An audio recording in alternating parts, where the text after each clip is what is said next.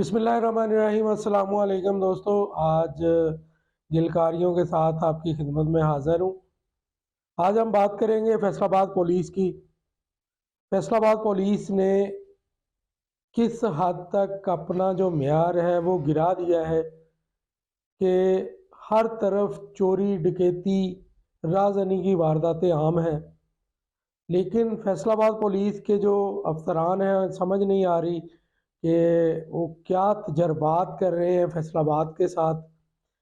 तजर्बात करके वो क्या यहाँ से निकालना चाहते हैं कि पहले ही फैसलाबाद के जो सनतकार हैं, क्योंकि सनती शहर है, इसलिए यहाँ पे लोग जो हैं वो परेशान हैं हालात की वजह से, बिजली के बिलों की वजह से, गैस के बिलों की वजह से।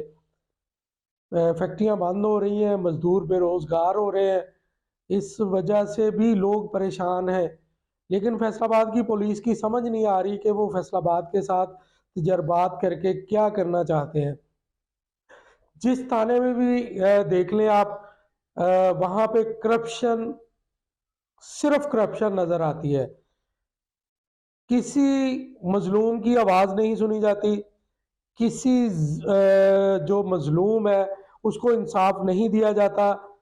पता नहीं, समझ नहीं आती कि फैसलाबाद के सीपीओ साहब क्या चाहते हैं कि इस फैसलाबाद के शहरियों को इस नेज तक उन्होंने पहुंचा दिया है कि अब लोग जो है उनके दफातर का घेराव करने तक पहुंच चुके हैं। थाना रिजकोट में चंद रोज पहले एक बच्चा जो है वो उसको कत्ल कर दिया गया। अंडे फरोख्त करता था, वो अंडे फरोख्त करके वो बच्चा जो है वो अपने घर का और अपने तालीमी अखराजात जो है वो पूरे करता था। उसको कत्ल कर दिया गया।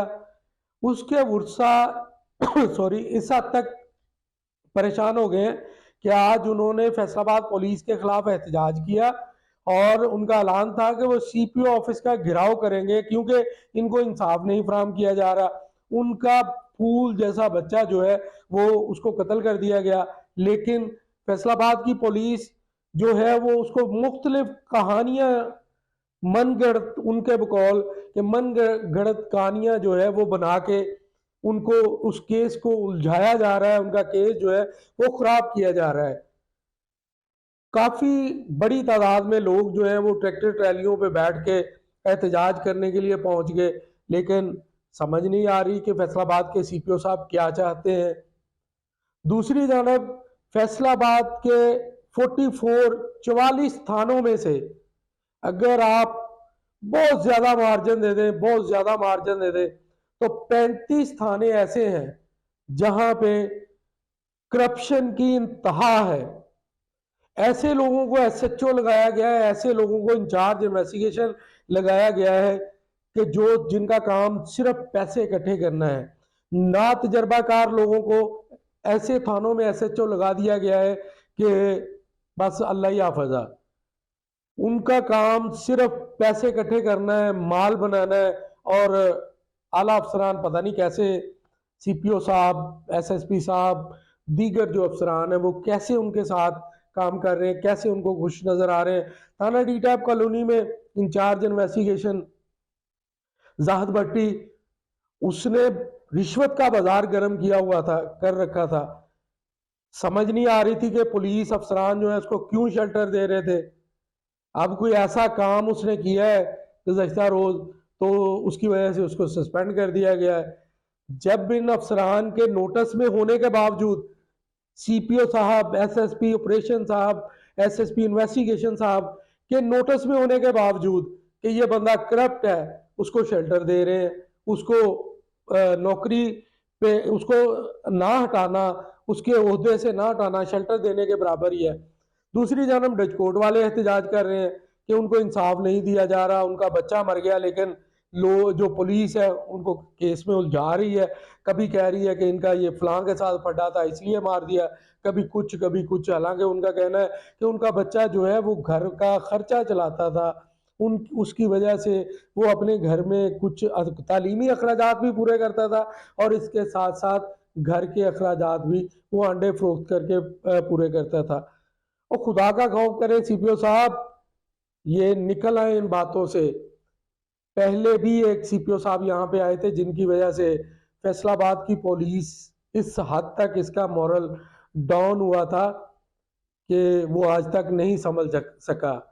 अब ये दूसरा दौर है उसके बाद कि फैसलाबाद की पुलिस जो है वो इस हद तक लोगों की नज़रों में गिर चुकी है, लोगों के सामने उसका जो इमेज था वो ख़राब हो चुका है कि क्या कहने। लेकिन सीपीओ साहब उनके कान पे जूं तक नहीं रेंग रही है। इसके अलावा फैसलाबाद की पुलिस जो है वो जो एसएचओ लगते हैं उनको ये शो किया जा रहा है कि एक फैसलाबाद पुलिस के जो आरपीओ साहब हैं वो इनके खिलाफ है, वो इनको काम नहीं करने दे रहे।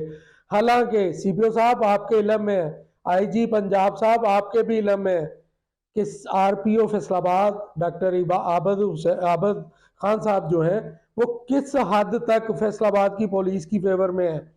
वो किस तरह चाहते हैं कि जिस बंदे को जिस थाने में लगाया जाता है उसको वहां पे काम करने दिया जाए, ना कि हर तीसरे दिन एसएचओ चेंज हो रहा है, ये हो रहा है वो भाई पहले लांदे ही क्यों ਇਹੋ ਜਿਹੇ हो ਜਿਹੜੇ करप्ट होन ਜਿਹੜੇ 2 नंबर होन उन्होंने लांदे क्यों। सीपीओ साहब गौर करो, इंटरव्यू करके अच्छे तरीके ना एसएचओ लाया करो ताकि ਤੁਹਾਨੂੰ ਬਾਅਦ ਚ ਫੌਰੀ ਚੇਂਜ ਨਾ ਕਰਨੇ ਪੈਣ। ਮਹੀਨਾ ਮਹੀਨਾ ਤੁਸੀਂ ਕੰਮ ਨਹੀਂ ਕਰਨ ਦਿੰਦੇ, चेंज कर देंगे क्यों जी, करप्ट आ, करप्शन के इल्जाम आ, बेजाबती है।